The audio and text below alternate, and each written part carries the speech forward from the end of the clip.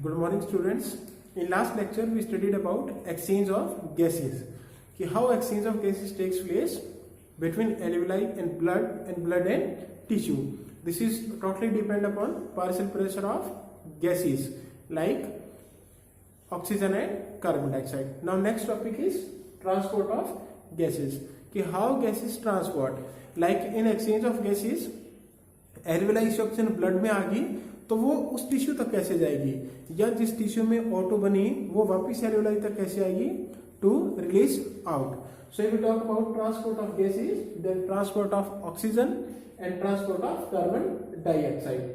Now the transport of oxygen, जो mainly transport oxygen का वो होता है आरबीसी के थ्रू. तो that means 97% oxygen is transport with the help of RBC. अब आरबीसी में किससे होगा? With haemoglobin. ओके, तो हीमोग्लोबिन ऑक्सीजन के साथ बाइंड कर जाएगा और वो फॉर्म स्ट्रक्चर बनाता है, या हम कह सकते हैं मॉलिक्यूल बनाता है, that is known as oxy haemoglobin. Okay, 97% by RBC. RBC में एक्चुअली कौन कर रहा है? By haemoglobin. तो they form a structure known as oxy haemoglobin. Oxy word oxy से, हीमोग्लोबिन हीमोग्लोबिन से. देन 3% वो प्लाज्मा में डिसॉल्व होती है इन ब्लड प्लाज्मा में. दैट मीन जो ऑक्सीजन है वो इतनी ज्यादा सोल्यूबल नहीं है प्लाज्मा में. So transport of oxygen haemoglobin कैसे होगा भी डिटेल में करेंगे इसके बाद. So 97% by RBC, 3% by plasma. Now second is transport of carbon dioxide. Transport of carbon dioxide जो 70% है, दैट मीन सबसे ज्यादा है, वो एज ए बाइकार्बोनेट की फॉर्म में होता है. ओके, बाइकार्बोनेट क्या है? जो हाइड्रोजन कार्बोनेट के आयंस है जो बनाते हैं कैसे? वाटर प्लस जो कार्बन डाइऑक्साइड है उससे बनेंगे. अभी हम रिएक्शन देखेंगे. तो 70% by in the form of bicarbonate, और भी कैसे इसको हम कार्बोनिक एसिड भी बोलते हैं, कार्बोनिक एसिड भी बोलते हैं. ठीक है. Then 20 to 25% by RBC. अब देखो 97% आरबीसी से जाएगा, वो बनाएगा oxy haemoglobin. Then 20 to 25% RBC से जाएगा. अब ये बनाएगा कार्बामिनो हीमोग्लोबिन. यहाँ इसका क्या नाम होगा? Carbamino haemoglobin. Now how this haemoglobin would know about कि whether I have to transport oxygen or whether I have to transport carbon dioxide या ऑक्सीजन कैसे भी करे, तो वो डिपेंड करेगा पार्शियल प्रेशर ऑफ गैस का, उसके हिसाब से एंड कंसंट्रेशन ऑफ गैस के हिसाब से ये बनाएगा. ओके, अगर ऑक्सीजन की कंसंट्रेशन ज्यादा है तो ये ज्यादा बनेगा, अगर CO2 की कंसंट्रेशन ज्यादा है तो ये ज्यादा बनेगा. Then 7%, about 7% of carbon dioxide है वो इसमें डिसॉल्व होती है प्लाज्मा में. क्लियर है? तो transport oxygen 97% by RBC, oxyhaemoglobin 3% by plasma, then 70% is the form of bicarbonate, 20 to 25% by RBC, carbaminohaemoglobin बनाता है, then 7% by plasma. Okay, now see transport of carbon dioxide. फिर हम देखेंगे transport of oxygen. Okay, now transport of carbon dioxide. यहां से देखो there are 3 ways in the form of bicarbonate, by RBC और by plasma. Plasma में तो simply dissolve होगी, तो इसका तो कोई ज्यादा अलग से कोई स्पेशल मैकेनिज्म है नहीं. Now see transport of CO2 in the form of carbon haemoglobin और by in the form of we can say bicarbonate ion. ठीक है. अब देखो in general 100 ml of deoxygenated blood में, 100 ml जो डीऑक्सीजनेटेड ब्लड है उसमें लगभग 4 ml CO2 है, वो ट्रांसफर करता है टू एल्वेओलाई को, यानी कि टिश्यू से 4 ml ऑफ पर 100 ml में क्या जाता है? कार्बन डाइऑक्साइड आ जाता है टुवर्ड्स एल्वेओलाई. सो कार्बामिनो हीमोग्लोबिन, यानी कि CO2 प्लस हीमोग्लोबिन. ओके, अब there are 2 terms, one is known as association, other is known as dissociation. Association mean assembly of carbon dioxide in hemoglobin. ये हम किसके लिए? Oxygen के लिए कहेंगे तो वहां पर आ जाएगा एसोसिएशन ऑफ ऑक्सीजन, यानी कि assembly of we can say oxygen and haemoglobin. तो वो हो जाएगा एसोसिएशन, उसका दूर होना वो हो जाएगा डिसोसिएशन. अब हमें किसी चीज को ट्रांसपोर्ट करना है, ठीक है, तो पहले दो अलग अलग चीजें होंगी, हम उनको एक साथ इकट्ठा करेंगे, फिर आगे ले जाएंगे, फिर वापिस उनको क्या कर देंगे, डिसोसिएट कर देंगे। तो ये प्रोसेस यहाँ पर चलेगा एसोसिएशन। आई टोल्ड यू कि एसोसिएशन और डिसोसिएशन यानी कि उसका कार्बामिनो हीमोग्लोबिन ऑक्सी हीमोग्लोबिन बनाना ये डिपेंड करता है कंसेंट्रेशन पर एंड प्रेशर पर। तो देखो एसोसिएशन कब होगा, when partial pressure of CO2 is more. In last lecture we have studied that in tissue partial pressure of CO2 is more है एज कंपेयर टू एल्यूमिनाइल। तो ये कहां बनेगा, यानी कि ये बनेगा टिश्यू में।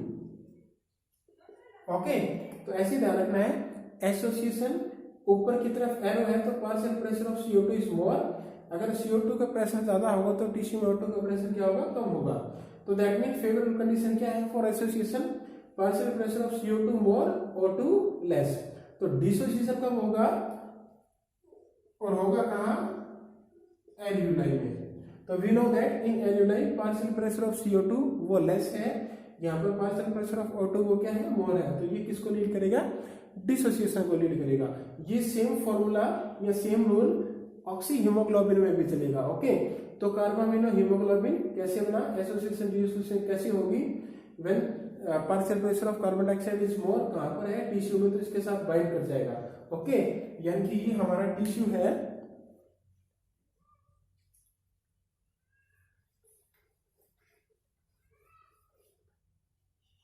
ये हमारा टिश्यू था। ओके, इस टिश्यू में PCO2 ज्यादा है, यहां पर CO2 था, ये हीमोग्लोबिन था, तो इसने बना दिया CO2 कार्बामिनो हीमोग्लोबिन। वापिस ये जाएगा यहाँ पर, हीमोग्लोबिन अलग हो जाएगा, CO2 अलग हो जाएगा, ये CO2 चली जाएगी एल्यूमिनाइल में। क्लियर है, ठीक है, तो ये इसका प्रोसेस चलेगा ऐसे। नाउ वी कैन से 20 to 25% है जो कार्बन डाइऑक्साइड वो जाती है किसकी फॉर्म में, कार्बोनेट आयन की फॉर्म में, और we can say carbonic acid है। अब देखो there is a enzyme known as carbonic anhydrase, शायद ये पहले स्पेलिंग ठीक नहीं थी, कार्बोनिक एनहाइड्रेज, इसको हम CA भी बोलते हैं, C कार्बोनिक एनहाइड्रेज से A। ओके, कार्बोनिक वर्ड है कार्बन डाइऑक्साइड, एनहाइड्रेज वर्ड है वाटर से। तो ये कार्बोनिक एनहाइड्रेज क्या होता है, हाई कंसेंट्रेशन में होता है RBC में, और माइन्यूट क्वांटिटी में होता है प्लाज्मा में भी। तो एक तो ये ध्यान रखना, हाई कंसेंट्रेशन प्लाज्मा में, minute quantity in we can say plasma, high concentration RBC, minute in plasma.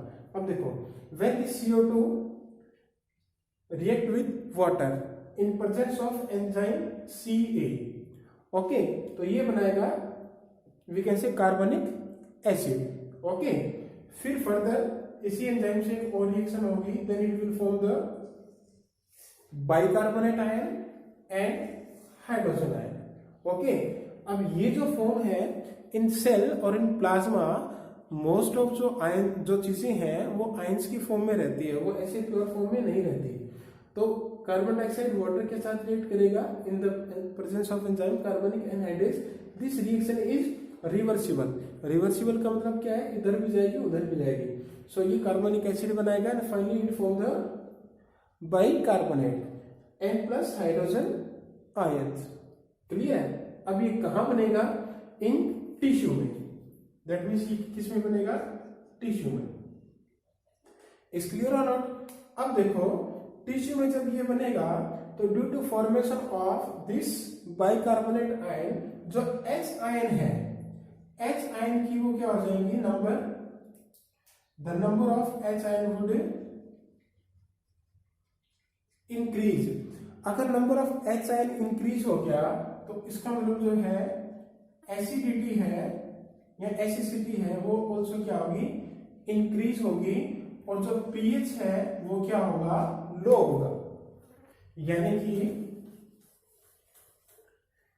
H ion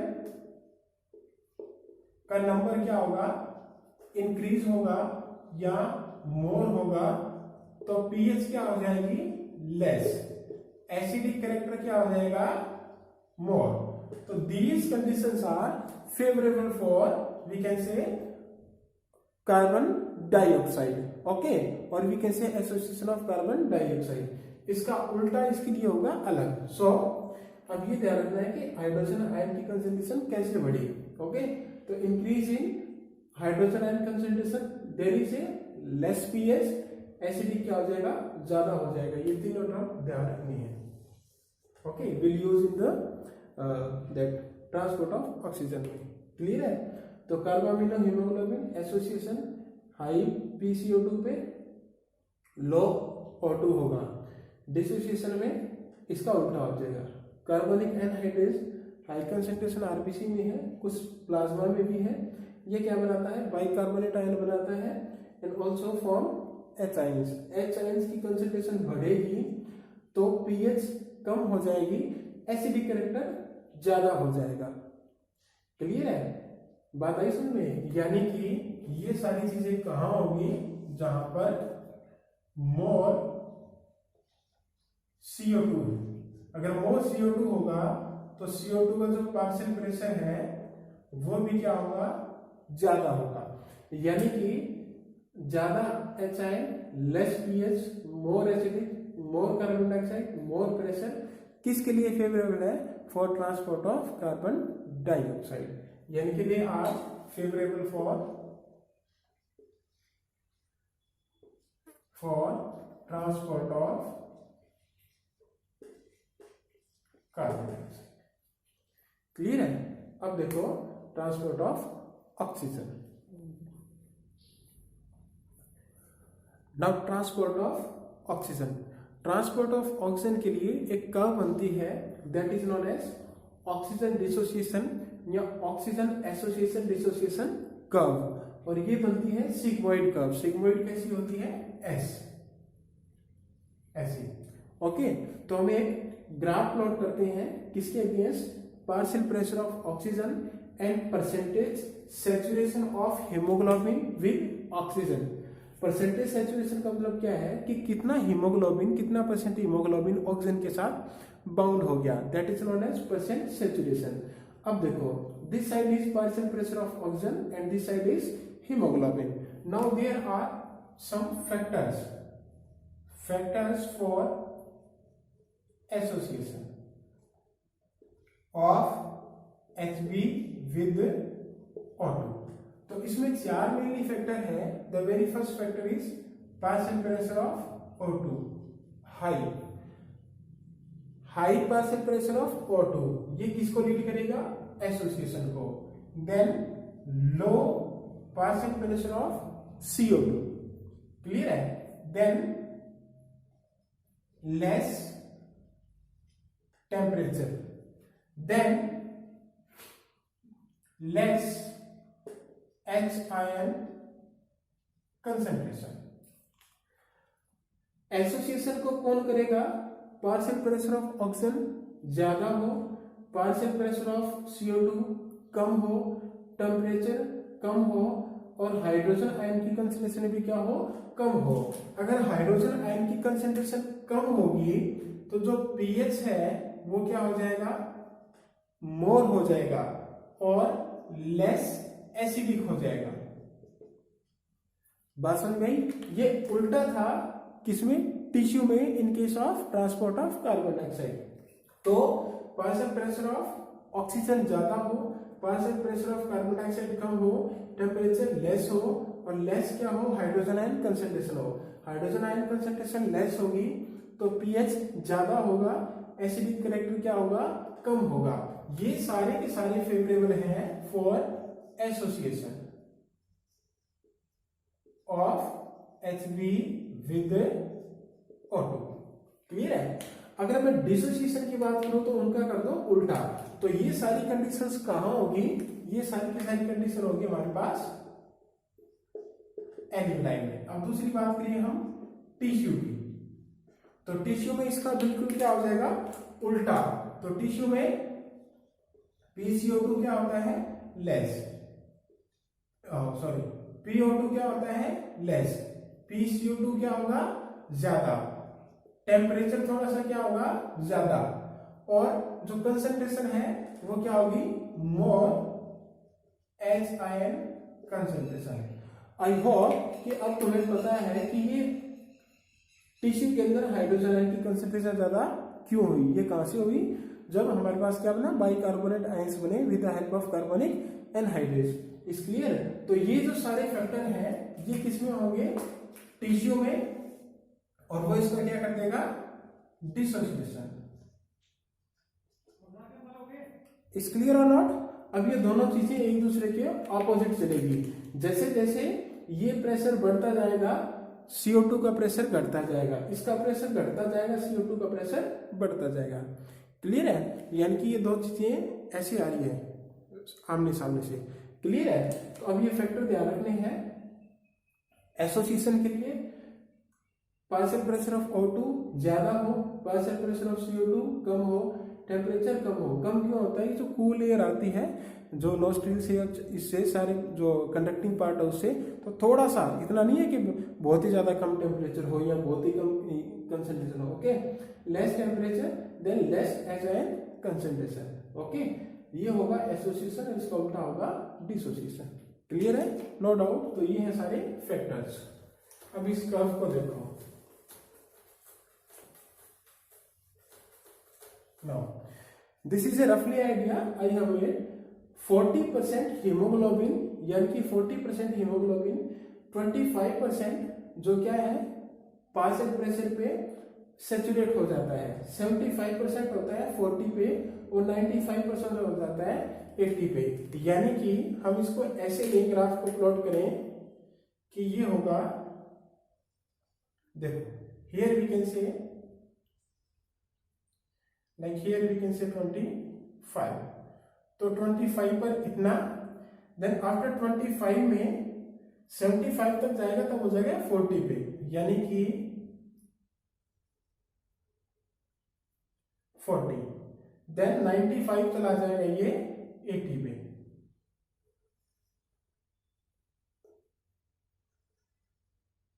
like this, थोड़ा सा इसमें ऐसे होगा। ओके, एक बार मैं रफ बना रहा हूं,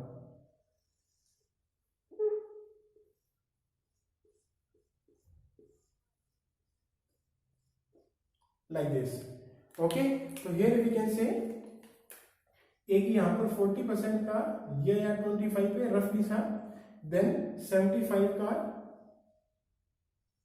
40 पे, एंड देन 95 का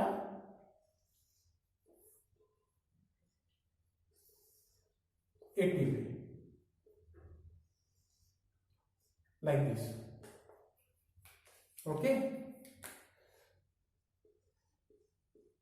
ऐसे, तो ये ऐसे कर्व बनेगी।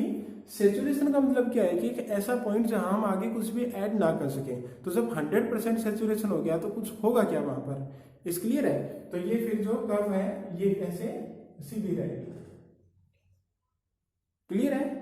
तो ये तो हो गया हमारे पास सिंपल एक कर्व। अब देखो, this curve could be right side, this curve could be left side. अब देखो, राइट साइड इस तरफ होगा, ये हो गया इसकी राइट साइड, और ये हो गया लेफ्ट साइड। अगर ये लेफ्ट की तरफ जाएगी तो ये क्या करेगा? एसोसिएशन करेगा। क्लियर है? यानी कि इफ ये जा रही है लेफ्ट की तरफ,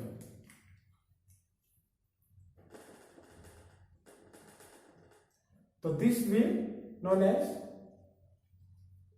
एसोसिएशन, और ये कर्व आ रही है ऐसे राइट की तरफ, तो ये होगा डिसोसिएशन। अगर ये राइट लेफ्ट की तरफ जाएगी तो ये जो परसेंटेज ऑफ सैचुरेशन है ये ज्यादा होगा। अगर ये ऐसे राइट की तरफ आएगी तो परसेंटेज सैचुरेशन क्या होगा? कम होगा इस ग्राफ में हमें। क्लियर है? तो ये होगा डिसोसिएशन, ये होगा एसोसिएशन। यानी कि ये वाली कंडीशन है एल्विलाई में, ये वाली कंडीशन है हमारे पास टिश्यू में। ओके, तो यानी कि यहां पर वो कंडीशन थी जो फेवरेबल कर रही थी। जैसे कि टिश्यू की तरफ जाएगा PCO2 बढ़ जाएगा, PO2 कम हो जाएगा, HIN हाई हो जाएंगे, टेम्परेचर भी ज्यादा हो जाएगा, तो इसको क्या कर देगा? डिसोसिएट कर देगा। क्लियर है? तो यानी कि यहाँ जो ऑक्सीजन थी वो यहाँ पर आके ट्रांसपोर्ट होगी इसमें। क्लियर है? ऐसा तो है नहीं कि हीमोग्लोबिन के साथ ही रहेगी, oxygen has to release from haemoglobin, तभी आगे वो ट्रांसपोर्ट होगी या आगे सेल में जाएगी। क्लियर है?